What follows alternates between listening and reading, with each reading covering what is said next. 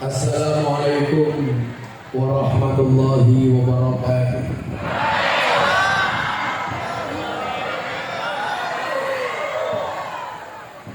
Alhamdulillahil qail. A'udzu billahi samil alim minasy syaithanir rajim. Bismillahirrahmanirrahim. Fas'alu ahla dzikri in kuntum la ta'lamun. Allahumma salli wa sallim wa barik ala hadan nabiyil karim Sayyidina wa maulana Muhammadin wa ala alihi wa sahbihi mujahidin tahirin. Rabbi shrah li sadri wa yassir li amri wahlul 'uqdatam min lisani yafqahu qawli, amma ba'du. Hadratul muhtaramin, para masyayikh, para kiai, para habaib, alim ulama, wabil khusus sahibul mahad Pondok Pesantren Darussalam, para pengasuh dan para dewan asatidz yang saya muliakan, para pejabat yang berkenan hadir dalam semua tingkatannya, yang saya hormati Bapak Wakil Bupati, Bapak PJ Bupati, Wakil Gubernur, mohon maaf, Bapak PJ Bupati, dan seluruh jajaran Forkompinda yang saya hormati, segenap panitia pengajian dalam rangka hafal Quran, santri Pondok Pesantren Darussalam. Insyaallah masa depan Indonesia dari pundak kalian. Santri putra saya doakan bisa menikah dengan santri putri. Santri putri insyaallah diambil mantu sama dia. Serta Bapak Ibu warga masyarakat desa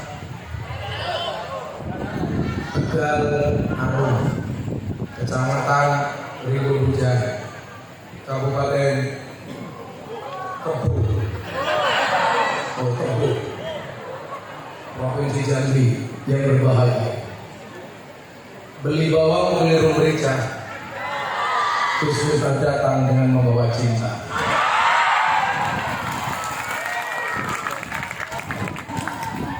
Bapak Ibu yang saya muliakan,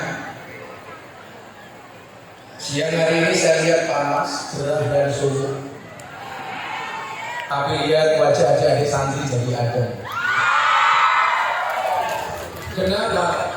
Karena ada ilmu di dalamnya. Itulah yang dimaksud dengan ta'allam fa innal ilma zainun li ahlihi wa fadlun wa unwanun li kulli mahamidi. Ta'allam, belajarlah. Perintahnya amar. Terus menerus tidak boleh berhenti dalam belajar. Termasuk tukang sound system belajar untuk memperbaiki sound systemnya. Itulah bedanya sound system sama cewek. Sound system dimodali banyak kelihatan wujudnya. Cewek dimodali banyak dimakan temannya.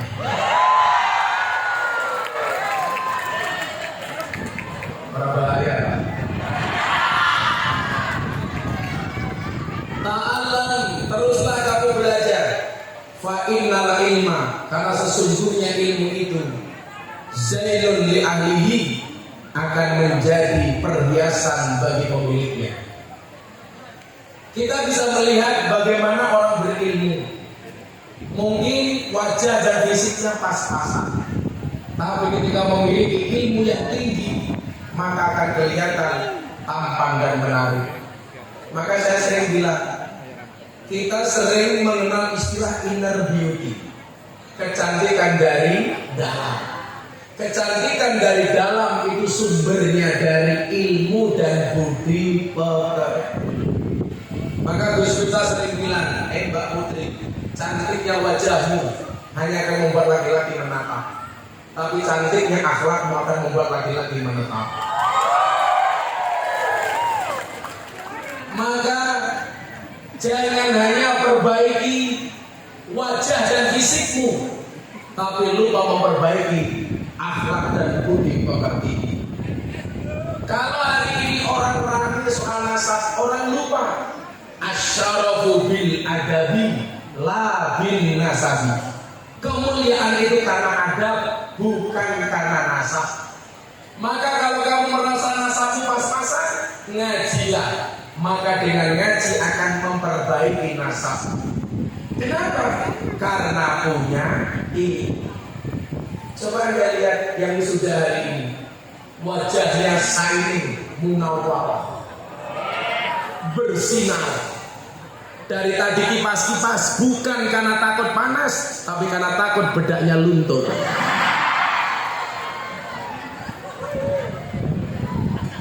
Yang di sana kemanasan saya doakan, mudah-mudahan gosong. Ada fatayat, ada muslimat saya lihat di sana. Ya kalau fatayat dada-dada masih pantas, muslimat nggak pantas. Sudah muslimat jilbabnya pink menjijikan. Pak Wakil Gubernur, saya itu membedakan fatayat dan muslimat nggak perlu lihat seragamnya, cukup baunya. Fatayat biasanya parfum, muslimat balsem.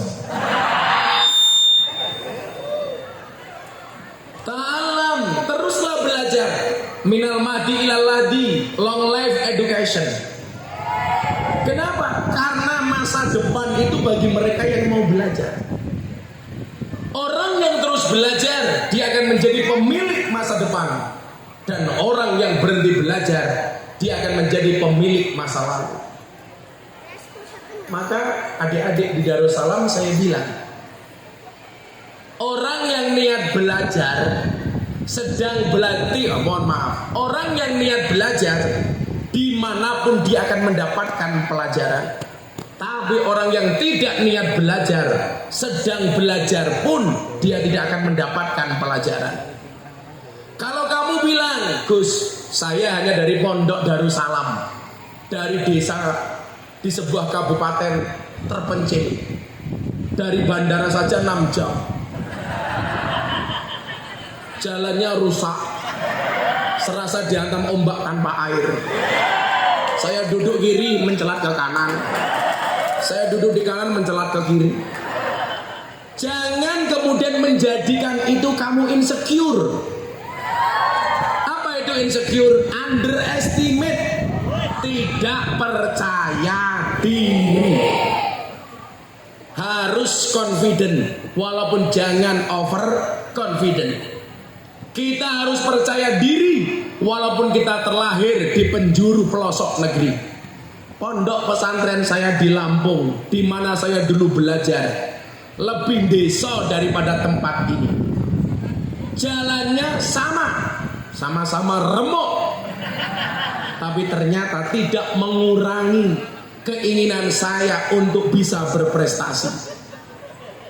Maka kalian santri Darussalam, santri putra dan santri putri, saya berat Pak Wagub kalau menyebut santriwati.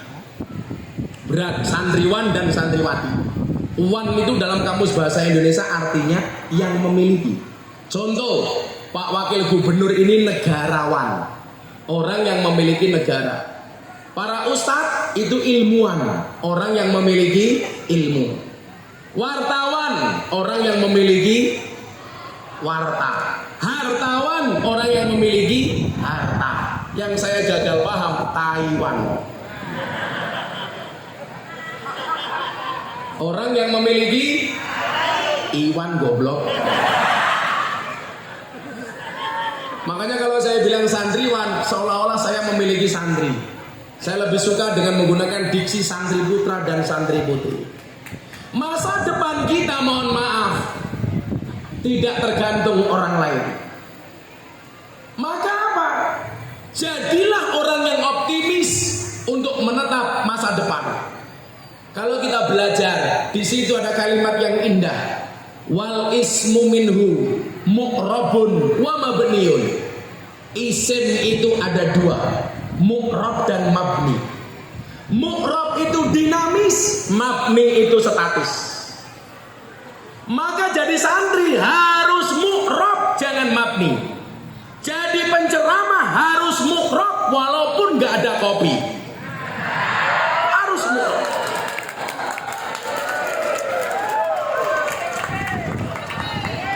Dua kali saya ngaji di Tebu saya baru paham. Ternyata untuk kopi pun kiai harus minta.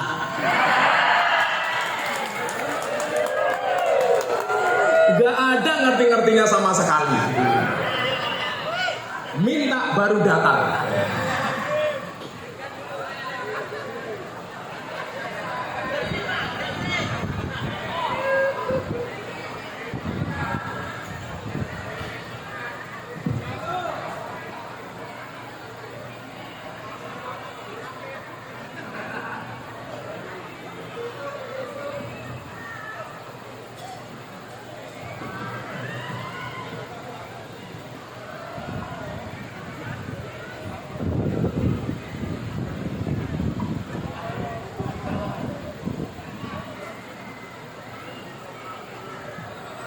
Pertanyaannya Pak Wagub, kenapa saya suka ngopi? Karena cinta itu seperti kopi, soal rasa bukan soal kata. Makanya adik-adik santri putri jadilah seperti kopi, tetap menjadi hitam dan pahit, tidak harus menjadi putih dan manis untuk dicintai. Orang kaya raimu diputih-putih gitu. Raine putih, tungkae meletek.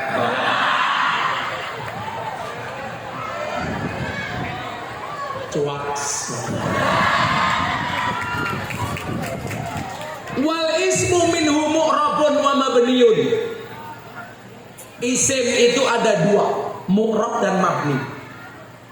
Mu'rab itu dinamis, mabni itu statis. Orang dinamis itu sifatnya optimis. Tuh ada bendera Gus Miftah Lovers. Fotonya ganteng men. Mwah. Oh, kamu minta. Mwah. Yang di tengah-tengah ada yang pakai kacamata hitam. Malah kayak tukang pijat.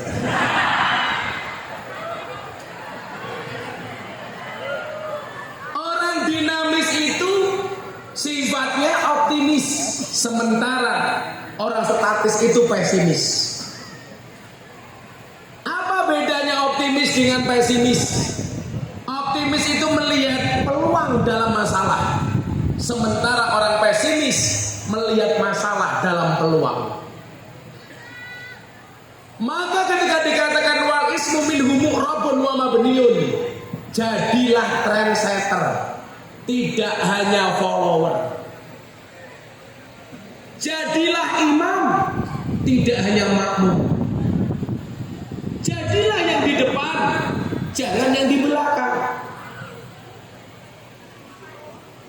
Kesempatannya sama. Saya mau bilang Bapak Ibu, saya dulu punya acara di RCTI MNC Group, namanya Ngobrol Bareng Gus Miftah. Sekarang saya punya acara di BTV, Jalan Dakwah ala Ahlussunnah wal Jamaah. Jalan Dakwah Ahlussunnah wal Jamaah ala Gus Miftah. Saya dulu bertanya sama yang punya RCTI, Pak Haritanu.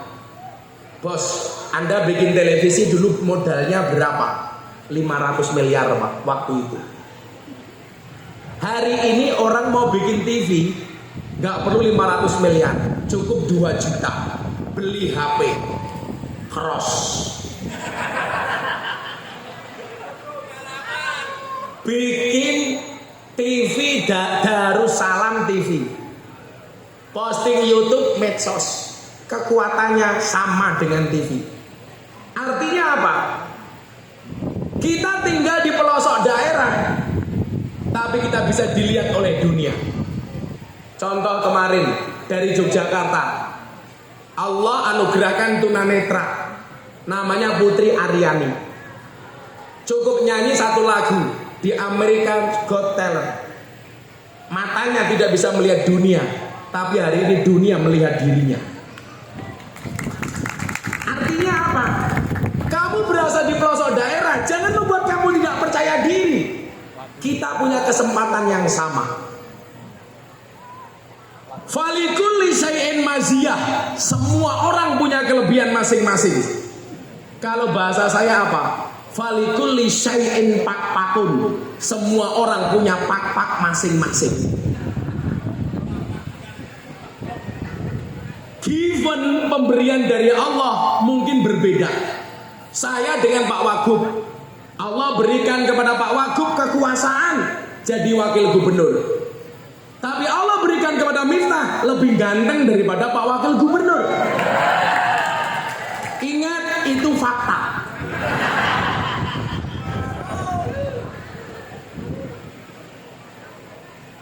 Anugerah yang Allah berikan kepada kita itu sebagai modal awal.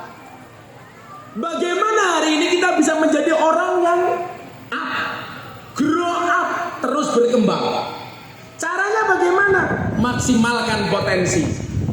Gus, saya di kelas di pondok paling goblok. Jangan rendah diri. Mungkin kamu di pondok paling goblok, kamu pulang ke daerah kamu, mungkin kamu bisa jadi yang paling pintar. Kenapa? Karena sedaerah yang mondok cuman kamu. Saya mau cerita adik-adik ini. Settingan soalnya orang mantep gitu. Apa diwalik kue ngaji aku ngeson.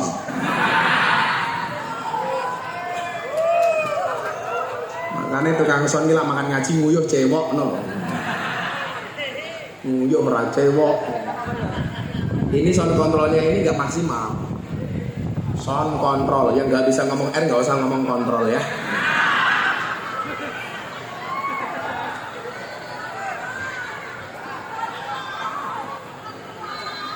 Cek. Saya mau cerita bagi kalian yang merasa insecure, malah modar.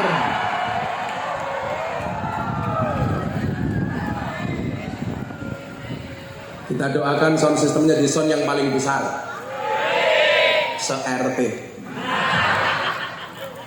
Acara selanjutnya Mindah Salon.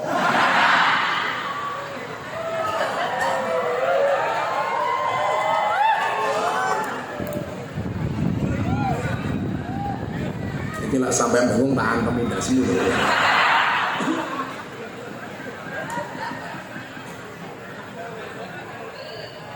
Saya mau cerita kepada adik-adik santri.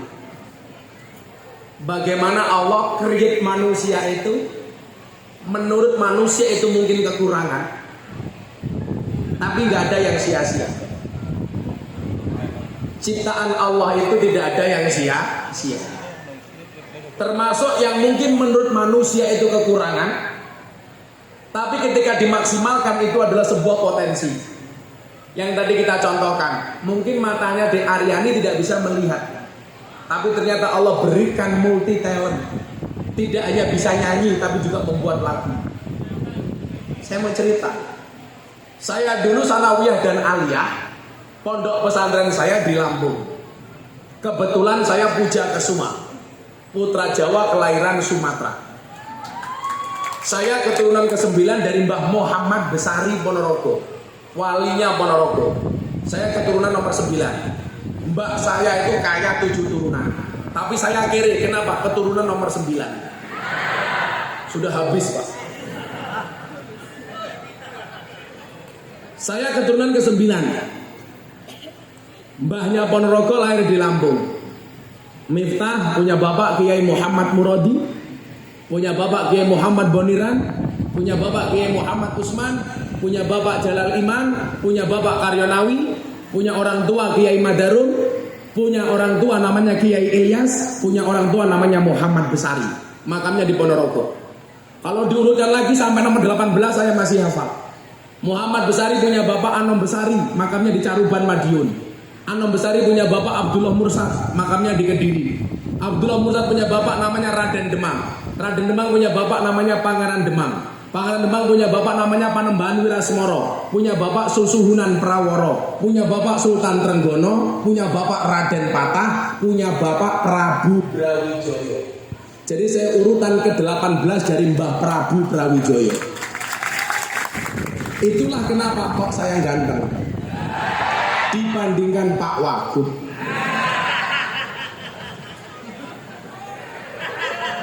Kalau Pak Wagub ini orang Madiun, salah-salah medeni, Madiun jadi medeni.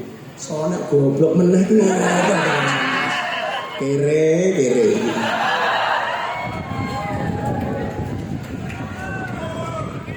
Saya itu sensitif Pak Wagub kalau soal sound system, karena setiap hari ketemu mic bisa 5-4 kali. Sorry, kiai viral.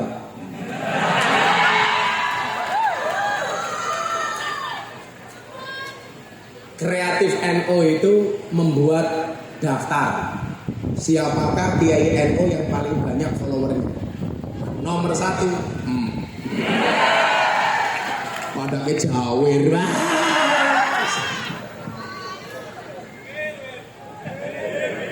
Makanya hari ini anak-anak Ansor itu anak-anak pesantren harus tahu Pak perkembangan teknologi.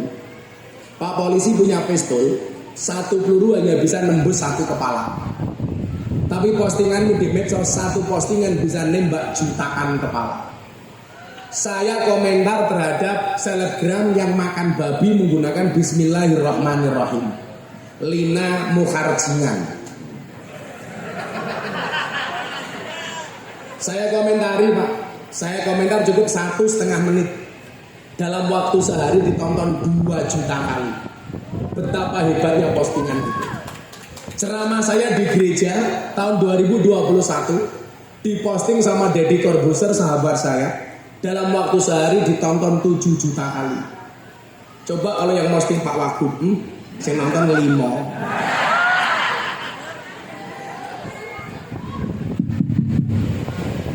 Makanya adik-adik mohon maaf, kamu punya HP tolong dimaksimalkan untuk dakwah.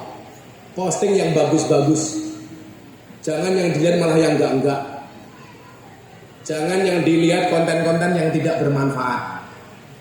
Tapi apa? Postinglah yang penting, jangan penting posting. Nah, saya mau cerita tadi. Saya di pondok 40 santri 1 kelas. 39 santri KBM seperti yang lain, kegiatan belajar mengajar. Ngaji ya ngaji, sekolah ya sekolah, salaf ya salaf, apalan ya apalan. Ada 1 santri yang sama gurunya tidak pernah disuruh masuk kelas, tapi disuruh masuk kandang. Karena kiainya punya 10.000 ayam telur. Pekerjaannya apa? Pagi ngasih makan ayam, siang ngasih makan ayam, sore ambil telur ayam atau nimpal telek ayam. Siapakah 1 santri itu? Miftah Maulana Habibur Rahman. Yang lain ngaji Pak, saya enggak. Yang lain ngaji Bidayatul Hidayah. Saya cuma mendengarkan dari jauh. Man isdada ilman walam yasdad hudan lam yasdad minallahi illa bu'dan. Membaca muqaddimah Bidayah itu saya mendengarkan dari jauh.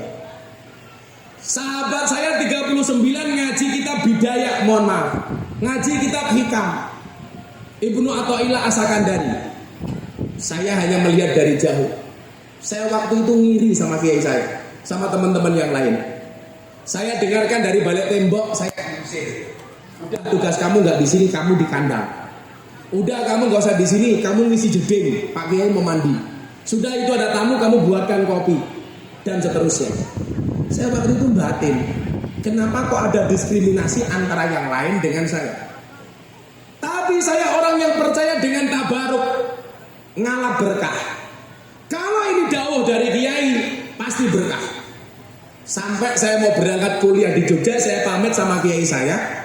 Kiai saya bilang begini, saya ngerti kamu iri sama teman yang lain. Yang perlu kamu pahami satu, yen wanjine iso, kowe sesuk mesti iso. Dan Anda tahu, saya dulu tidak pernah diajari kiai saya ngaji hikam. Orang yang pertama kali belajar ngaji hikam kepada saya siapa? Dalang almarhum Ki Antus Susmono, Bupati Tegal. Dalang paling terkenal, dalang paling kaya, ketua Banser Tegal. Dia yang pertama kali ngaji ke saya. Datang ke saya waktu itu saya belum punya pondok. Ki Antus bilang, Gus kula pengen ngaji hikam.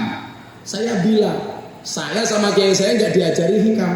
Kiai saya telepon, "Le, kowe saiki ngaji hikam." Alhamdulillah, walaupun nggak fase-fase banget, akhirnya saya bisa ngajari entus. Bahkan saya banyak makalah-makalah di hikam saya apa. Contoh, manusia yang repot dengan kehidupannya. Ibnu Athaillah katakan di dalam hikam, "Arih nafsaka minat tadbir." Istirahatkanlah dirimu dari ngatur. Hidup itu nggak usah kebanyakan ngatur, karena hidup itu sudah ada yang ngatur. Manusia sak madya ikuti aturan. Orang banyak mencari harta dunia, bingung dengan maisahnya. Di situ cukup Ibnu Athaillah katakan, ijtihaduka fima duminalaka wa taksiruka fima tuliba minka dalilun ala timasil basirati minka. Maksud saya apa? Keberkahan dari guru itu nyata. Maka adik yang baru wisuda saya bilang, setinggi apapun ilmumu, sebanyak apapun yang kamu miliki, tidak akan ada artinya bila kamu tidak mendapatkan ridho dari gurumu. Hei santri, rungokno kupingmu. Gak ada manfaatnya. Ya mungkin soalnya kita kayak ini mergo tukang soalnya gak dapat berkah dari guru mungkin. Kan aku capek.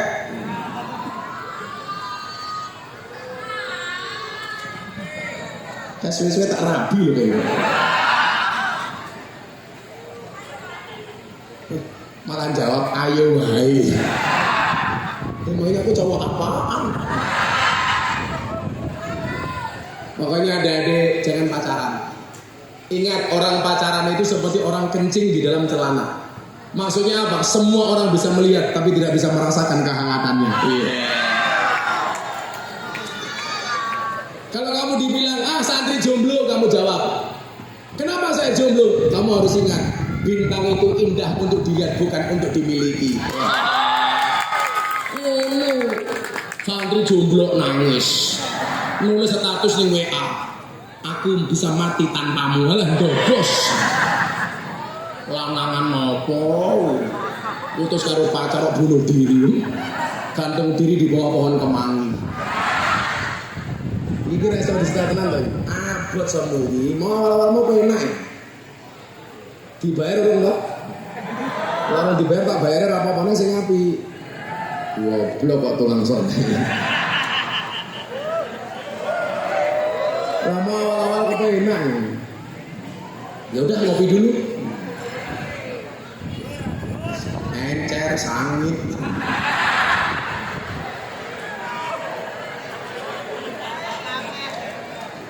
Pak Wagub, jadi pejabat itu cukup seperti kopi Pak. Pahit sih, tapi banyak yang mencintai. Tapi saya yakin Pak Wagub ini orang baik. Betul? Maka saya berwasiat, tolong Pak Wagub jangan dikubur sebelum mati ya.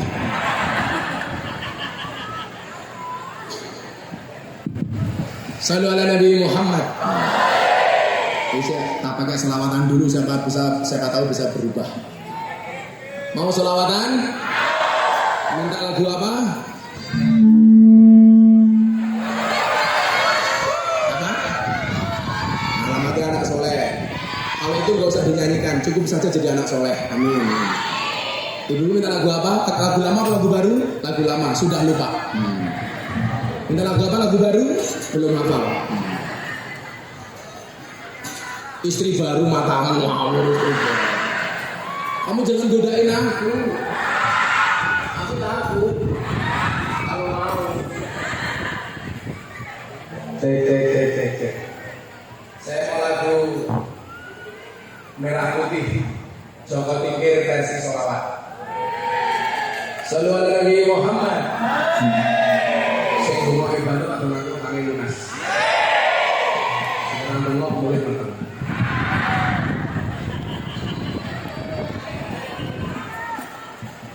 Sallu ala Nabi Muhammad. Salatullah salamullah ala Toha Rasulillah. Salatullah salamullah ala Yasin Habibillah. yasin alillah tawassalna bismillah wa bilhadi rasulillah kulli mujahidillah bi ahlil badri ya Allah bi ahlil badri ya Allah subhanahu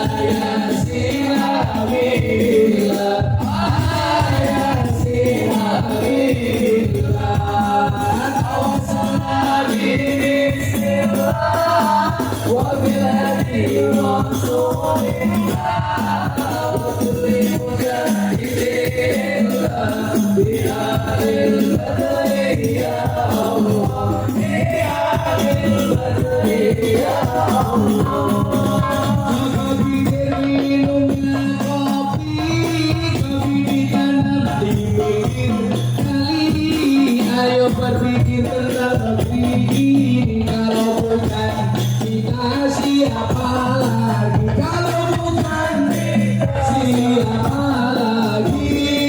Salatullah salamullah ala Toha Rasulillah, salatullah salamullah ala yasin habibillah, ala yasin habibillah, bismillah wa bilhadi rasulillah wa kulli mujahidillah bi ahlil badri ya Allah, bi ahlil badri ya Allah. Jalan-jalan di pedesaan, desanya aman bersih terjaga, sucikan hati tatakan iman, merah putih melekat di dada, merah putih melekat di dada. Salatullah salamullah ala Rasulillah, salatullah salamullah ala yasin habibillah, ala yasin habibillah, tawassalna bismillah wa bilhadi rasulillah wa kulli mujahidillah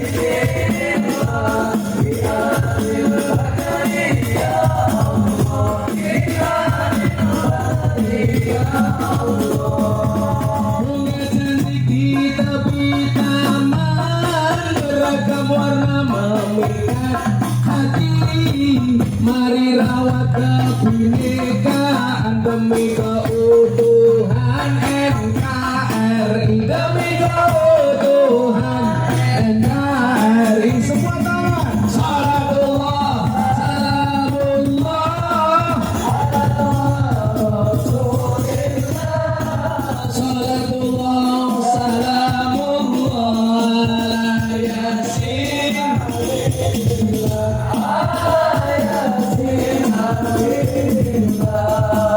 tawassalna bismillah wa bilhadi rasulillah wa kulli mujahidillah bi ahlil badri ya Allah, bi ahlil badri ya Allah. Engkau biasanya nikmat, daun salam di atas meja, mari ngaji dan bersolawat dari Darussalam untuk Indonesia, dari Darussalam untuk Indonesia. Salatullah salamullah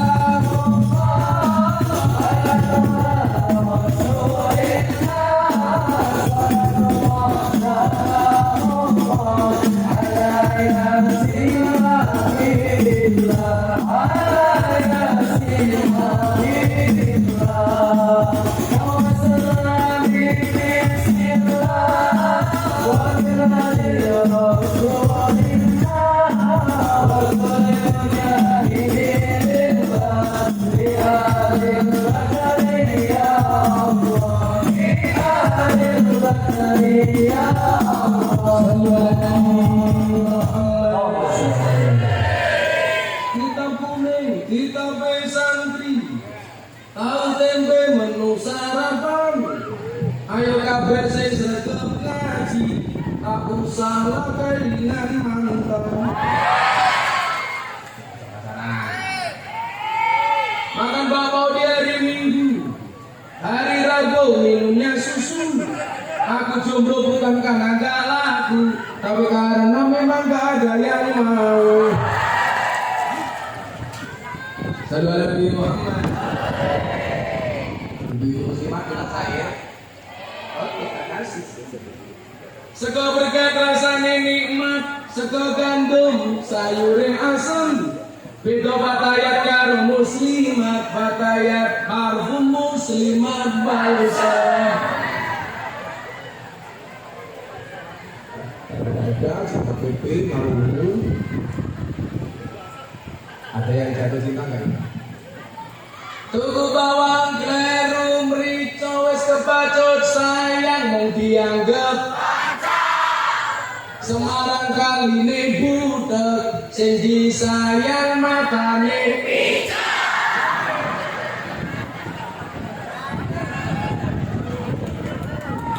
ibu ngomong buah belimbing buah pisang raine glowing kakinya belang-belang buah belimbing di atas ketek raine glowing tungkae.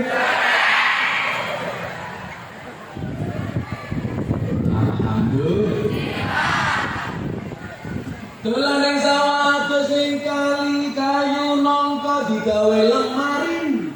Gus minta gagalan sregep ngaji. Oke rondo sing jaluk di diajari ngaji.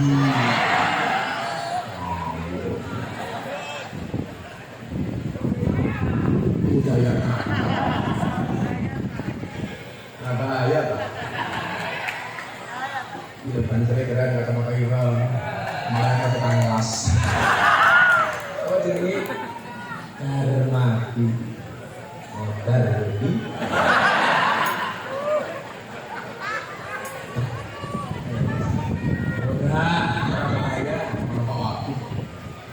Pak jalur sikir. Oke.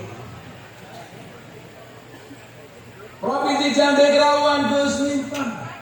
Wakil gubernur lumayan gagah. Tapi saya senajan gagah, orang tahu undang ngaji Gus Miftah. Kalau gagah karo Darussalam.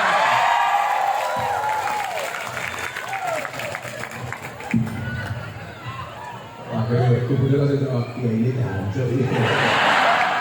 Ngaji biar langsung bisik-bisik ada dia salam buat dia untuk sahabat tahu ujian apa ngerti bagi bisik dari gubernur amin tapi gubernur orang aku ya santai tadi dimakan bapak oh sudah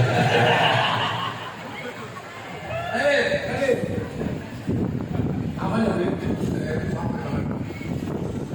10 hari saya nggak pulang. Ini dari kemarin Pantura sampai Jakarta terus ke sini besok pulang langsung ke Semarang, Pantura langsung berangkat Hong Kong. Jadi saya rutin punya pengajian di Hong Kong. Setelah pulang Hong Kong tanggal 20 saya langsung berangkat haji. Saya doakan semua yang hadir mudah-mudahan segera dipanggil oleh Allah.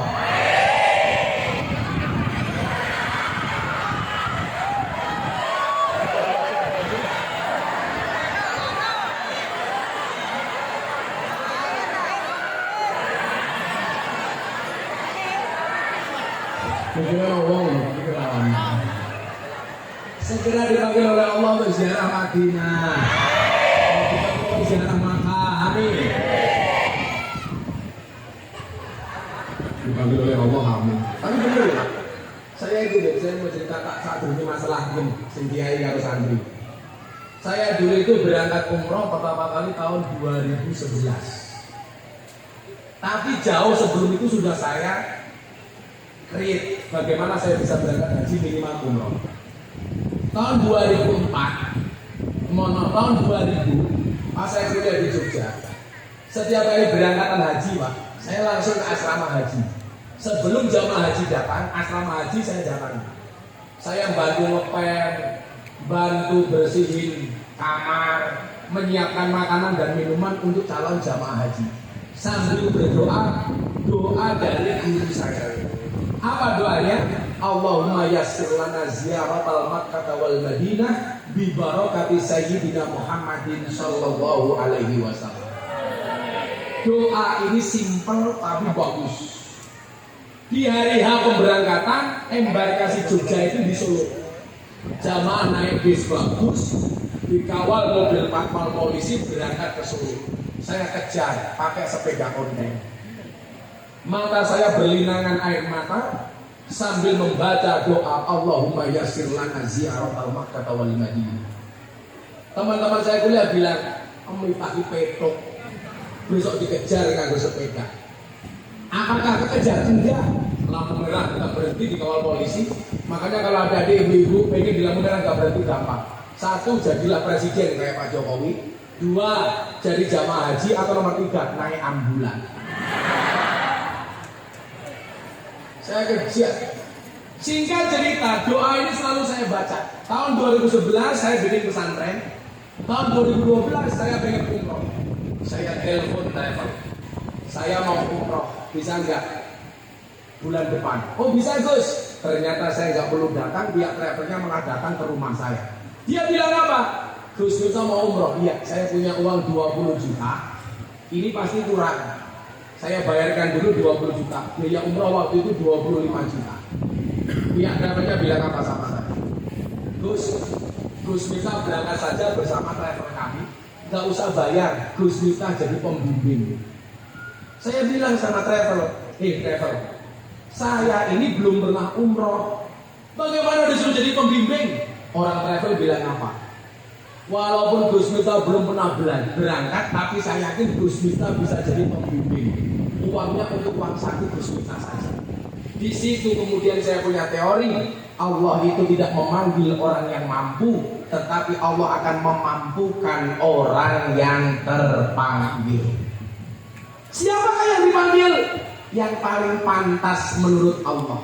Makanya kalau kamu ingin dipanggil, pantaskanlah amalmu supaya kamu menjadi orang yang pantas untuk dipanggil. Saya akhirnya berangkat umroh. Sampai Madinah terjadi masalah. Berangkat ke masjid dari Hotel Dalat Taibah pintu 25. Begitu masuk jamaah tanya, Gus, Raudhah itu tempatnya di mana? Modal. Wong tahu mangkat sudah ditanya Raudhah di mana. Tapi kalau saya jawab nggak tahu, kan lucu, masa pemimpin nggak tahu? Tapi kan saya nggak boleh bohong, apalagi di tanah suci. Masa pemimpin toli boster, waktu muni dobosi banter. Masa pemimpin becak tanpa pir, waktu jeplak tanpa mikir. Tapi saya juga tidak boleh membuat down jamaah. Saya tanya, Bapak tanya apa? Raudhah di mana? Sabar. Engko lak bakal lak roh ya bakal weruh. Santai wae. Sambil otak saya berpikir keras. Saya ingat-ingat hadisnya, apa itu Raudhah? Ma baina baiti wa minbari raudhatun min riyadil jannah. Antara rumahnya Nabi sama mimbarnya Nabi. Rumahnya Nabi sekarang menjadi makam. Tempatnya di belakang imam. Saya jalan ke depan. Waktu itu mohon maaf, yang membedakan Raudhah sama tempat yang lain apa? Raudhah karpetnya hijau, yang lain karpetnya merah. Kalau sekarang semuanya hijau. Akhirnya saya maju ke depan, lihat orang rebutan masuk, karpetnya hijau. Saya bilang sama jamaah, kamu tanya apa? Raudhah Gus, kail gede sama masuk mata kurang ngerti. Padahal saya juga pertama kali lihat. Di situ saya sujud lama di Raudhah. Saya bilang, ya Allah, yassir lana ziyaratal Makkah wal Madinah fi kulli waqtin wahidin. Setiap saat, setiap waktu saya pengen berangkat sama keluarga santri dan jamaah saya, ya Allah. Dan ternyata Allah kabulkan. Setelah umroh yang pertama, minimal saya setahun umroh 2-3 kali. Tahun 2016 akhir saya umroh sama istri saya. Ini mustajabahnya Pak Kemal di sana. Makanya walaupun Anda belum bisa berangkat, minimal diniatkan. Allah akan memanggil dari jalan yang tidak disangka-sangka. Amin. Pokoknya Darmadi pengen mangkat, kamu nabung dulu. cukup bawa uang 100.000, bawa ke bank BRI, ada tabungan haji. Begitu kamu bayar 100.000, kamu dapat buku warnanya hijau, ada gambarnya unta, ada tulisannya labbaik Allahumma labbaik. Lumayan di bayar 1.000 nyawang gambar unta. Apa yang perlu kamu lakukan? Diangsur tiap bulan, bayar 100. Pertanyaannya, kalau belum berangkat sudah mati gimana Gus? Ora apa-apa di. Yang dilihat oleh Allah bukan berangkatnya, tapi niat dan prosesnya. Begitu kamu mati ditanya sama malaikat munkar nakir, "Hei Darmadi, mana buka?" Jawaban, "Kamu nanya." Bukan kemudian. Aku Darmadi, "Hei Darmadi, kamu sholat?" Kulo sholat malaikat. "Hei Darmadi, kowe duwe Quran?" Hadah malaikat, "Mau waca?" Ora. Terakhir Darmadi takoni, "Darmadi, kowe haji apa ora?" Jawaban di boten malaikat. Malaikat tak takon, "Lha apa malaikat haji?" Jawaban di, "Ya salahmu malaikat, kamu ora makan kau wis mapateni." Aman bro. Paling jiho jangan Darmadi tinggi ya. Delalah golek malaikate bengok. "Oh, ganjel toh." 2017 awal saya berangkat umroh. Istri saya Pak Wagub itu sudah 10 tahun punya anak yang pertama, nggak matang-matang meneh. Di depan Ka'bah saya ketemu sama polisi Arab askar. Ditanya, "Min aina jita?" Saya jawab, "Jitu min Indonesia." Takoni saya, "Kam zaujatan bojomu piro?" Dari aku. Saya jawab, "Illa wahid faqat." Hanya satu saja. Orang Arabnya bilang apa polisinya? "Bahlul ente." Masa setampan ini istrinya cuma satu?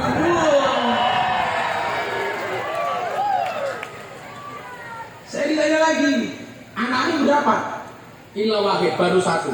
Pantas istrinya cuma satu, nggak bisa buat anak. Oh, dancuk sendiri aku. Awas ya. Kalau saya dibilang istri cuma satu dibilang goblok, nggak apa-apa lah. Kalau saya suami yang setia. Karena saya punya prinsip, pasangan terbaik bukan yang datang dengan segala kelebihannya, tetapi yang tidak meninggalkan kita dengan segala kekurangannya. Saya harus ngomong seperti itu, kenapa? Karena dilihat oleh banyak wanita. Saya khawatir mereka mau sama saya. Akhirnya saya berdiri di depan Ka'bah, tepatnya depan Multazam. Begitu mustajabahnya tempat ini. Saya berdoa, "Ya Allah ya Roh, saya minta enggak banyak, pulang istri saya kudu mateng ya Allah." Saya masuk hotel ketemu istri, saya panggil, "Beb."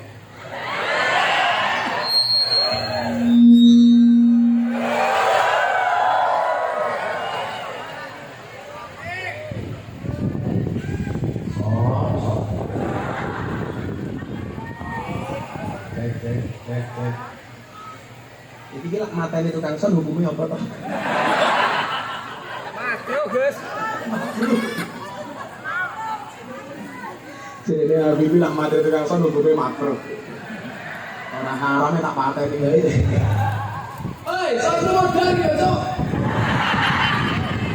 Emosi loh aku.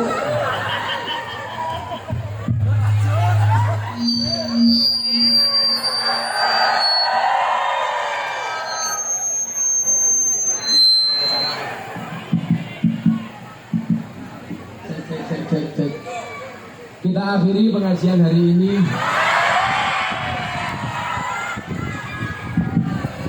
Ya Allah. Hari ini ujian saya adalah son. Kita doakan tukang sonnya mudah-mudahan istrinya pulang hamil. Kembar 15. Saya bilang sama istri saya, istri saya jawab, "Iya sah." Bukan sayang sih maksudnya. Kamu nanti berangkat ke Masjidil Haram, doa minta supaya pulang kamu hamil. Saya malu dibilang gak punya anak lagi. Ya bah, saya akan berdoa di depan Ka'bah. Saya bilang sama istri saya, tapi ya itu bun, kalau cuma berdoa nggak jadi.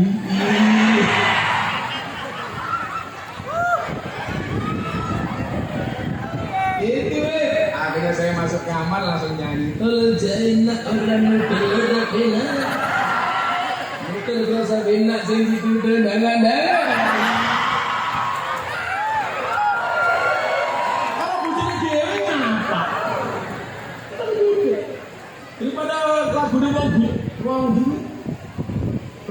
puja, rindu puja. Malah malam Jumat nyanyi sing ora ora. Saben malam semua bojoku angel digugah. Aku rata di bagai terus aku budal patroli. Banjur metu bengi gugah rondo etan kedali. Bisa apa tak kadang? Pulang di istri saya hamil. Pokok istri saya hamil. Begitu musim haji 2015, maaf 2017, saya itu langsung punya kerentak begini. Saya kok pengen menyambut kelahiran anak saya dalam keadaan berhaji. Itu hanya kurang sebulan dari pendaftaran haji terakhir, pemberangkatan haji terakhir. Posisi saya cuma punya uang $2.500. Haji Furoda waktu itu 200 juta atau 150 juta 2017. Kalau sekarang hampir 500 juta. Nah, singkat cerita, saya nekat. Hari kelahiran anak saya diperkirakan sebulan setelah haji. Pikir saya pulang haji, anak saya lahir keren. Saya cari visa, bayar 2.500 dapat. Itu pun visanya apa? Ummal musim, pekerja musiman. Begitu saya dapat visa hari Jumat, pihak travel bilang, kalau Gus Mito mau berangkat haji, pembayaran terakhir besok hari Senin. Saya dikasih tahu hari Jumat, saya harus bayar $10.000 atau sama dengan waktu itu 140 juta.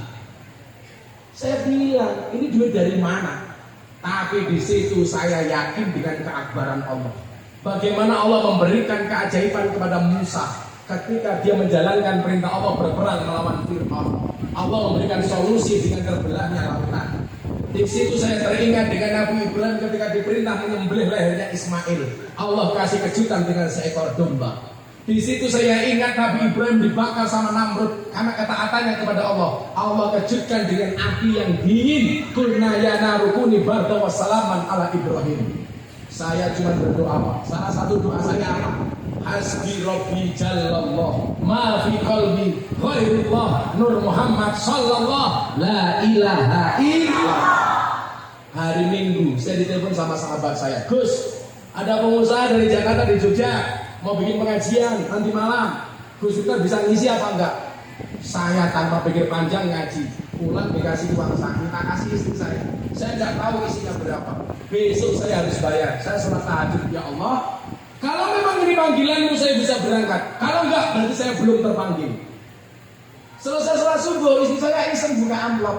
Yang dikira isinya rupiah, Pak, ternyata isinya dolar. Tepat $10.000. Artinya apa? Allah izinkan saya untuk berangkat. Belum pernah saat itu saya bisa ngori dolar sama orang. Kok itu dolar ya dolar. Kalau sekarang biasa kayak internasional. Pakai udah mati. Akhirnya saya berangkat dengan jalan yang tidak disangka-sangka. Setelah itu alhamdulillah hampir tiap tahun saya berangkat haji. Tahun ini sama. Tahun kemarin masih susah gara-gara pandemi. Saya nada sama istri saya gara-gara istri saya cancel. Saya bilang kalau istri saya sembuh dari kanker, saya berangkatkan haji. Sembuh Pak, kita berangkat. Coba saya ingin bilang sama suami, kalau Anda punya pasangan sakit, yang perlu kamu obati tidak hanya penyakitnya, tapi kamu jaga hati, pikiran dan perasaannya. Betul?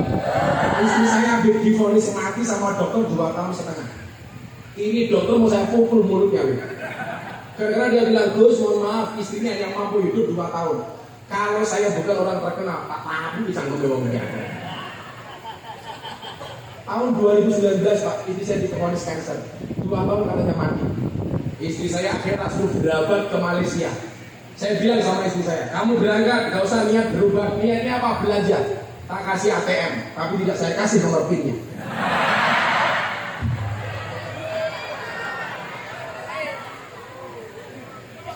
Alhamdulillah istri saya sembuh. 2021 saya berangkat. 2022 saya berangkat lagi haji. Tahun ini sama, saya ingin memberangkatkan bapak, ibu saya, mertua saya, sama istri saya. Saya terakhir lah. Begitu saya bayar 5 orang, sahabat saya Raffi Ahmad telepon, Gus, Saya pengen berangkat haji ditemani sama Gus Miftah. Saya mau berangkat haji sama Nagita Slavina, sama keluarga, sama Mami Rita dan semuanya. Gus Miftah bisa nggak? Ya Bi, ayo kita berangkat. Saya bayari orang tua mertua istri saya, haji saya dibayari sama sahabat saya Raffi Ahmad. Sorry dia ini artis, sorry. Kan itu dia selebritis. Alhamdulillah di Jakarta itu artis banyak manusia sama saya. Makanya kalau di Jakarta itu alhamdulillah. Mungkin ya sekarang ini Kiai NO punya pengajian teman-teman artis. Dulu itu rata-rata artis ngaji sama Wahab. Sekarang alhamdulillah saya sejak zaman Anang Asanti, Atta Aura, dari Corbuzier, sekarang yang ikut ngaji rata-rata janda. Aura Kasih,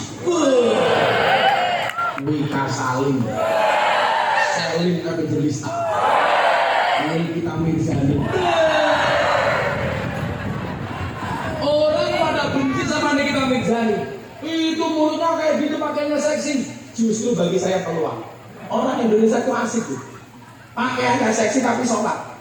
Nikita Mirzani itu jebolan gontor kelas 3 sanawiyah nggak selesai. Tapi dia pernah digontor. Dia sholat, dia besar. Pahalanya.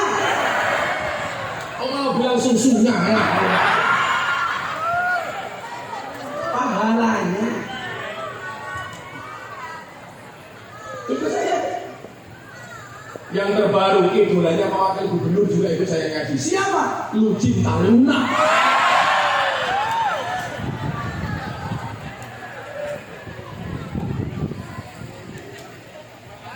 Ini artinya apa? Bahwa ternyata Allah itu memanggil dengan cara yang asik. Tugas kita cuma satu. Jadilah orang yang pantas untuk dipanggil. Siapa tahu Allah izinkan kita semuanya untuk ziarah makam Madinah. Amin. Balik cerita saya ngaji jadi dia kata optimisme. Lanjut.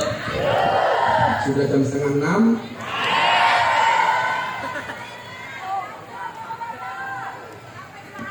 Sampai 2 hari. Aku pulang bisa hamil. Tapi orang sini memang NO beneran. Saya lihat pecinya NO. Yang pecinya NO saya doakan masuk surga. Pecinya.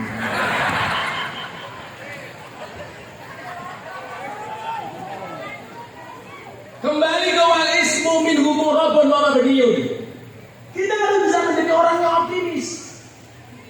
Mu'rab itu dinamis, mabni itu statis. Maka dulu saya berangkat dari Lampung, bapak saya cuma pesan begini, nah, bapak tidak bisa ngasih uang saku kamu.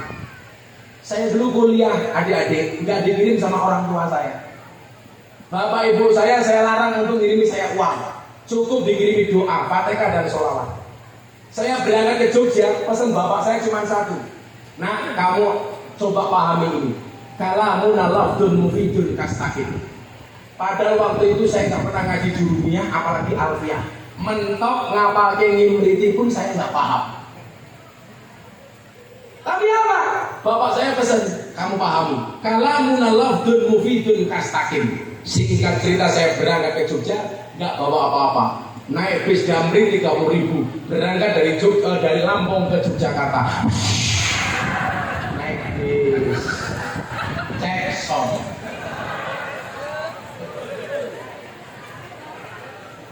Ibu ini lucu, mosok kaget sedikit cangkeme kaget aku. Saya pikir karena malu, dulu pakai gelap.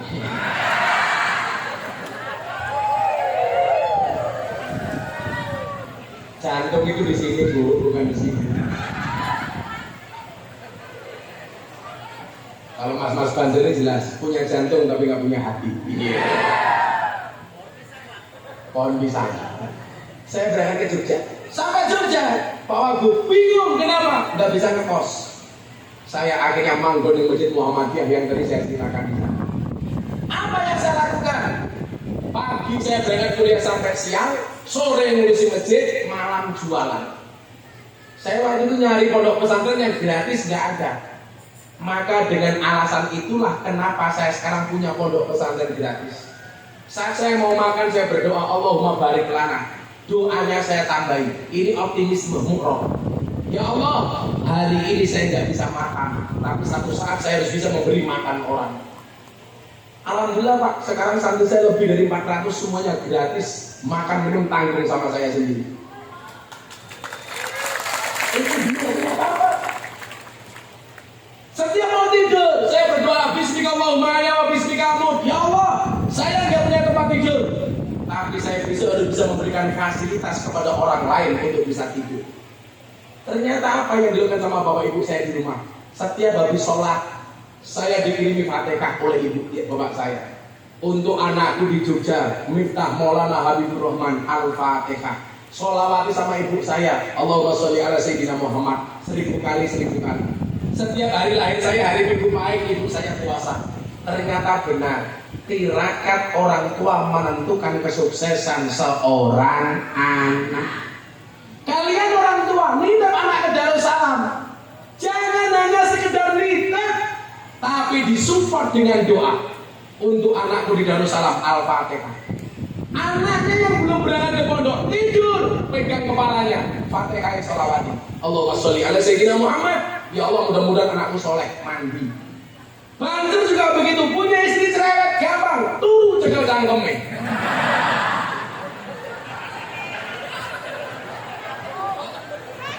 Allahumma sholli ala Sayyidina Muhammad wa ala ali Sayyidina Muhammad. Moga-moga bojoku cangkeme cerewet. Al-Fatihah. Di Fatihah masih cerewet, tambahin Yasin dan tahlilnya.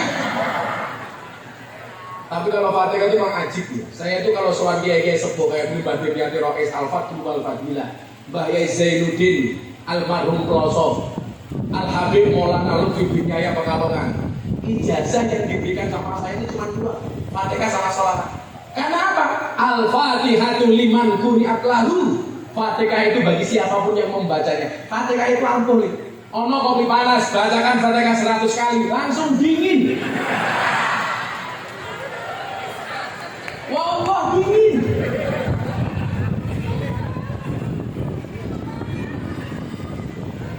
Banjir pengen ketemu malaikat gampang, baca Fatihah 100 kali tanpa bernapas.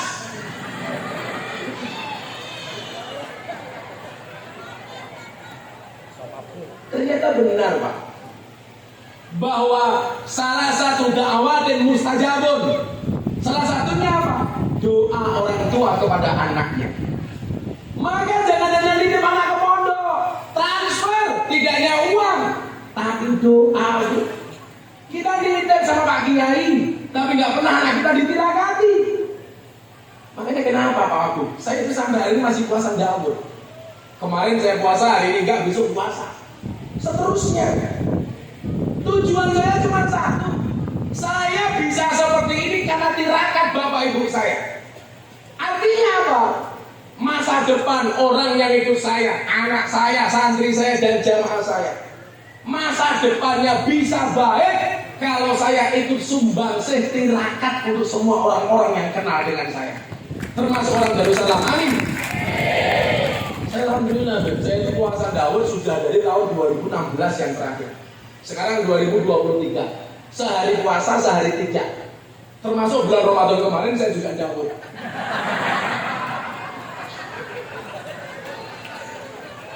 Ya orang masuk Ramadan kok Daud. Kenapa? Salah satu dakwah itu salah satunya adalah dakwah shaim. Orang yang rajin berpuasa itu doanya mustajabah. Pas ngaji sama Pak Jokowi terakhir kemarin 2023 tanggal 3 April bersama Presiden, saya bilang Pak Jokowi itu bisa jadi orang hebat karena ibunya rajin puasa Senin Kemis sampai datang ajalnya.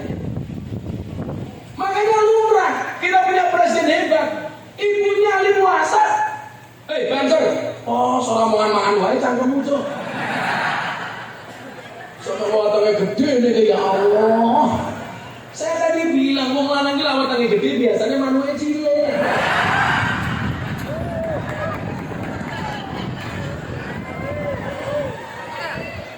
Sepil. Ayo.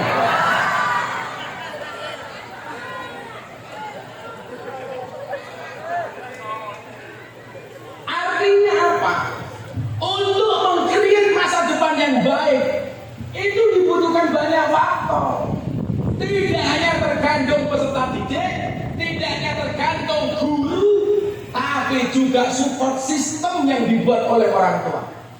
Maka tadi saya bilang, kamu nggak usah berkecil hati kalau merasa punya nasab kecil.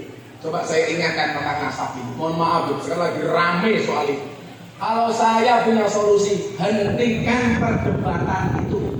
Nggak usah diperpanjang. Saya malu kalau lihat TikTok. Habib nyerang Kiai, Kiai nyerang Habib. Untuk apa?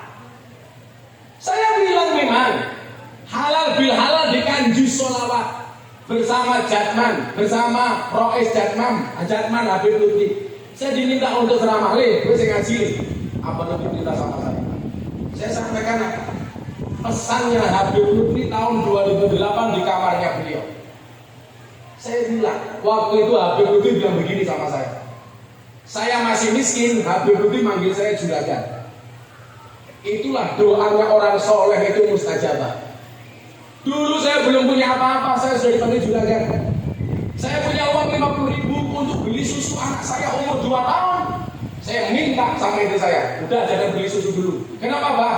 Saya mau Habib Lutfi tabarukan. Anak saya nggak jadi buat beli susu, saya sowan ke Pekalongan. Pulang jam 12 malam, anak saya nangis karena nggak punya susu.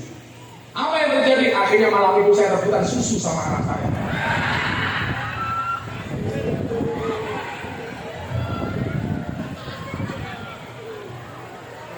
Karena cowok itu seperti soda, kalau ketemu susu pasti gembira.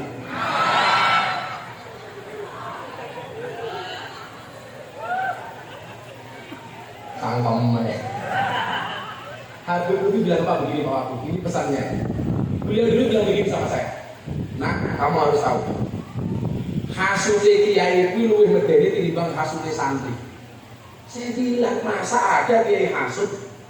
Ternyata terbukti, Pak. Cuman kalau kiai hasut itu hasilnya produktif. Contoh, satu pondok, bapaknya punya pondok, punya anak 5. Akhirnya kadang-kadang apa? Anak 5 ini rebutan warisan pondok.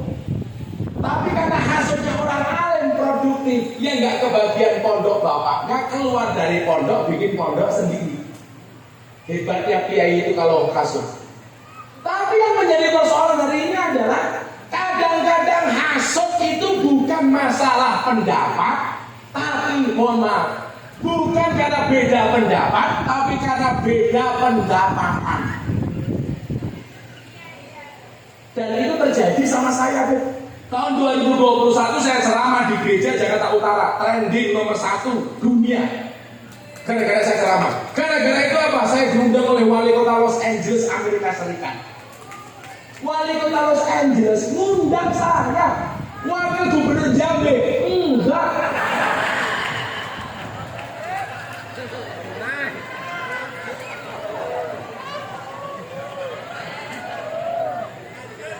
Baleni mana?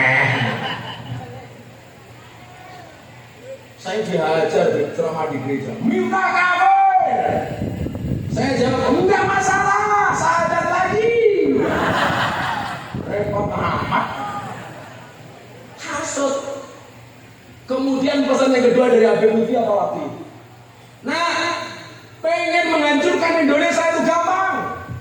Caranya bagaimana? Dengan menghancurkan Nahdlatul Ulama. Bagaimana cara menghancurkan Nahdlatul Ulama? Dengan mengadu domba sesama kiai, sesama habib. Kiai diadu sama habib, habib diadu sama kiai. Itu disampaikan beliau tahun 2008. Dan ternyata hari ini terbukti. Orang saling serang. Persoalan tentang nasab dan lain sebagainya. Persoalan duriah Nabi itu masih ada apa enggak? Saya jawab, hakul yakin masih ada. Karena dalam kitab Mughni al-Muhtaj, Imam Al-Ghazali mengatakan sarafun nasabi min salasi jihadin. Yang pertama, al-intiya ila sajarati Rasulillah sallallahu alaihi wasallam fala yu'addi lahu syai'un.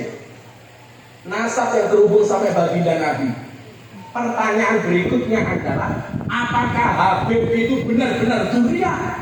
Wallahu a'lam bishawab. Benar-benar ada yang duriahnya Nabi, ada yang ngaku-ngaku. Yang merusak itu yang ngaku-ngaku. Didorong tubuh saya mengalir anakmu cocok ini biasa wae. Habib itu bilang apa? Saya malu kalau dipanggil Habib. Saya malu kalau diagung-agungkan cucunya Kanjeng Nabi. Kenapa? Karena saya belum bisa mencontoh datuk saya Nabi. Sekarang menjual kehabaibannya, kadang-kadang kesana kemari jualan obat minta-minta ngaku Habib. Itu justru merendahkan derajat Habib, betul? Malu. Teman saya Habib ini banyak yang baik-baik akhirnya kena imbas. Saya bilang, kalau yang kamu musuhi tes DNA Habib Bahar itu urusanmu. Tapi kalau kamu minta sekelas Habib Lutfi suruh tes DNA, itu tidak lagi suul adab tapi biadab. Habib Lutfi dicurigai dari mana namanya? Loh, kalau soal itu saya bisa keras Pak. Ini kebangetan ini sudah. Yang tidak Habib, yang bukan durian, yang usah ngaku-ngaku. Kalau saya simpel kok, saya dulu dibilang, Miftah nasabnya nggak jelas, saya nggak marah, biasa saja, walaupun bahasa saya orang top, karena saya punya prinsip, wasyarrul alamin daul khumuli, idza fa'aqatahu dzakarul jududa. Generasi yang paling buruk itu adalah generasi yang ketika ada orang hebat dia mengatakan, bapak saya dulu lebih hebat dibandingkan orang itu. Saya bilang, yang hebat itu bapak kamu, orang lainmu kadang-kadang. Gus jangan gaya. Bapak saya punya pondok besar, yang punya pondok bapakmu, duduk dapurmu. Betul? Generasi yang paling hebat adalah wa khairun nasi du hasabin qadimin aqama li nafsihi hasban jadida. Ini baru hebat. Generasi yang terlahir dari nasab yang besar, tetapi dia mampu membangun kerajaan nasabnya sendiri tanpa pernah melupakan jasa orang tuanya. Ini baru luar biasa. Kalau saya malu Pak, mbah saya Muhammad Besari itu dia punya cucu namanya Hasan Besari, punya murid di Ponorogo, nama aslinya Tonto Wiryo, punya murid Ronggo Warsito, nama aslinya Bagus Burhan, punya murid Cokro Aminoto. Ini orang hebat semua dia. Saya malu menceritakan mbah saya. Mbah saya punya murid di Ponorogo, Ronggo Warsito, Cokro Aminoto. Gus Miftah punya murid lonte. Kan aku malu.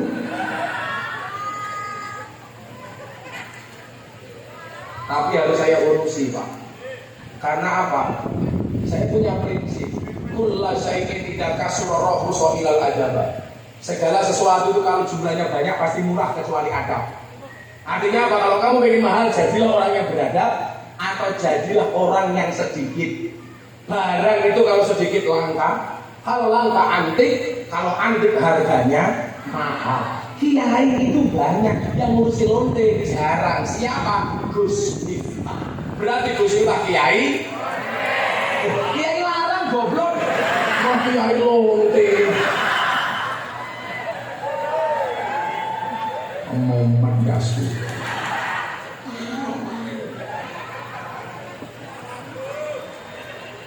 Kiai lonte. Memang saya sabar ngurusin mereka. Kayak kemarin sebelum Ramadan saya bagi-bagi mukena ke lokalisasi di Gang Sono Tretes Pasuruan. Saya kumpulkan saat pengajian, saya bagi mukena 680 mukena untuk para PSK Pak. Ramadan kemarin mereka nggak berani pulang karena nggak punya uang. Akhirnya mereka tetap bekerja. Kita buat peraturan, boleh bekerja tapi syaratnya harus sholat tarawih berjamaah. Akhirnya sebelum mereka ngelonde, mereka sholat berjamaah menggunakan rukuhnya Gus Miftah. Rambung sholat, saya telepon, kalian di mana Dok? Kerja bah. Laku apa enggak? Alhamdulillah bah, tetap laku. Kok bisa? Iya berkah Ramadan. Matamu.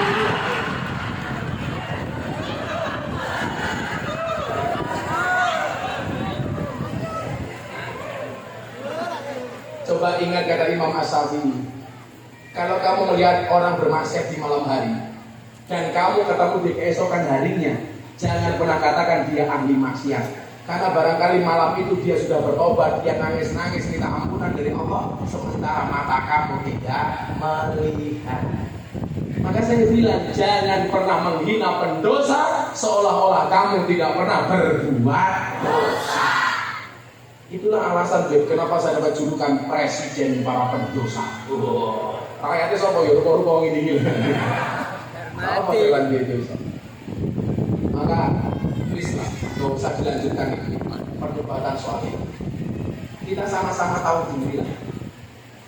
Yang bukan durian yang gak usah ngaku-ngaku durian. Kalau kamu sekedar ngaku kiai itu goblok urusanmu.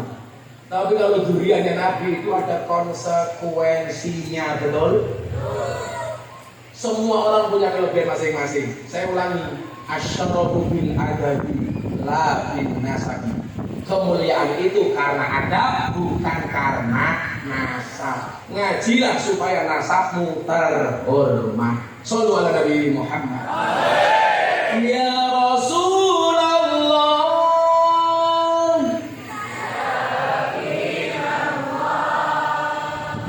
semangat. Saya sama si teriak-teriak. Yo, yang kencang tak doakan anaknya jadi kiai. Santri putri dinikahi sama kiai. Rambutnya gondrong, kocok-kocok belangkonan. Ini boleh. Aman. Kecokotnya belangkonnya kesini. Sungguh. Suhu supir panas, kipasnya jauh.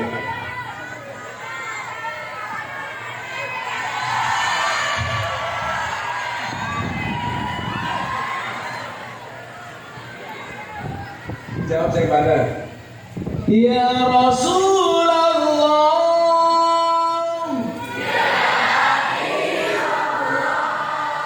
ya Rasulullah,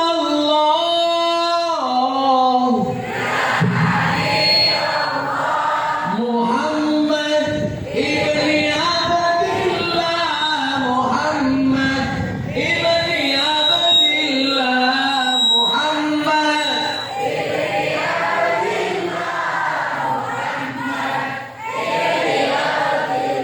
Ya Rasulullah, ayo musik. Ya Rasulullah, ya Habibullah, Muhammad ibni Abdillah, Muhammad.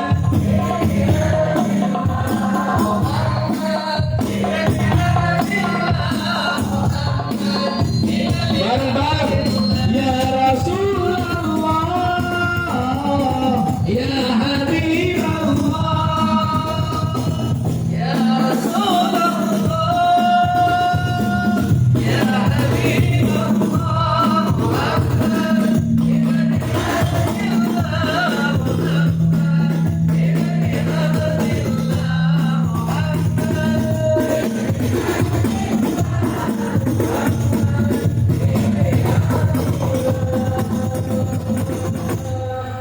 kita enak.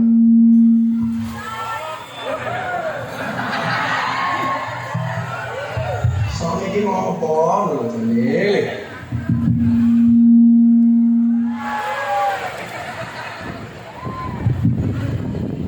Cek. Wes satu teman-teman. Kayak kamu udah jelas kok.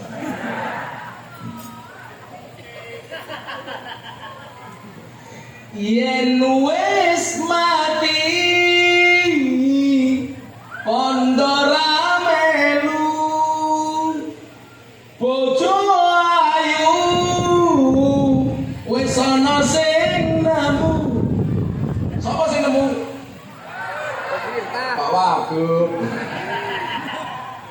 Sing ning kubur rasane lara anak bojo ra tau donga. Sing ning kubur padha tangisan anak bojo rebutan warisan. Ya Rasulullah, ya Habibullah, ya Rasulullah, ya Habibullah.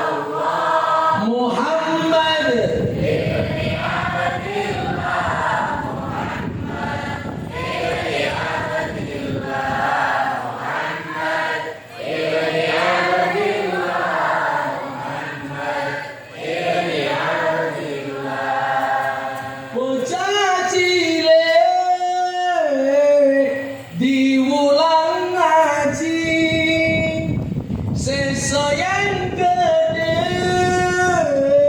dadi kiai. Oh lagi amin ke ya Allah. Telat malaikat tingkat yuk. Pengen mboten ana dadi kiai. Sing pengen dadi kiai kacung. Sing pengen dadi bunyai kacung. Oh, ternyata lebih semangat bunyai ya. Sapa tak takoni terus dia bunyai, santri kan gak maju sing maju sapa tak takoni jawab tak kayak duit. Sing muka sing paling mesake sapa? Lu kok paling mesake? Lu gede-gede sing cilik-cilik. Atau santri putri, siapa yang berani maju? Ngacung, tak pilih. Ngacung. Ya kapan 30 juz ngacung. Yang hafal juz 30. Ya kamu sih ngomong ini kamu. Ya kamu sih ini. Tak kasih uang, tak kasih uang. Ini katanya. Tangkir dong. Katanya sih. Iya. La ilaha ini mau mati. Sini enggak apa-apa. Iya, enggak apa-apa. Alah, nanti malu. Sini, ini tak foto. Sini, ya. Pinjam mic-nya Pak, pinjam mic. Sini enggak apa-apa. Pinjam mic-nya. Cek sih. Saya di sini. Cek sih. Ya Allah, sawah wateng kabeh ya Allah. Namanya sinten? Namanya siapa? Oh, ya sebut elek masa sebut. Oh, sepekan pecik mundur. Oh, apa sih yang mana nak? Asli Jambi. Oh, nggak bisa bahasa Jawa. Oh bisa Pak. Namanya siapa? Dina. Apa? Dina. Dina apa? Dina Tomboy. Dina tuh. Oh ini yang viral. Oh ganjel toh. Dina umur berapa dok? 17. 17 kelas berapa? 11. Cita-cita. Pengen jadi istrinya kiai. Kan aku jadi mau. Cita-cita pengen jadi apa? Apal Quran, copet. Pengen jadi apa? Cita-cita. Begal di rumah. Pengen jadi apa? YouTuber, TikTokers. Apa? Pengen jadi apa? Jawab apa? Anak soleh. Yes. Saya itu miris anak-anak Indonesia sekarang lupa dengan sejarah. Coba, bahkan dengan nama-nama kabinet aja sekarang nggak apa. Kamu saya tanya, Presiden Republik Indonesia, namanya siapa? Jawab. Joko Widodo. Salah. Pakai bapak, nggak sopan. Ini kebiasaan buruk. Kalau nyebut nama orang itu, Jokowi itu Bapak Jokowi. Ulangi, siapa? Bapak Joko Widodo. Bagus. Wakil Presiden Republik Indonesia. Ma'ruf Amin. Baru saja dibilang. Bapak Ma'ruf Amin. Coba saya tanya pemahaman kamu tentang pemerintah. Ketua, nama ketua DPR.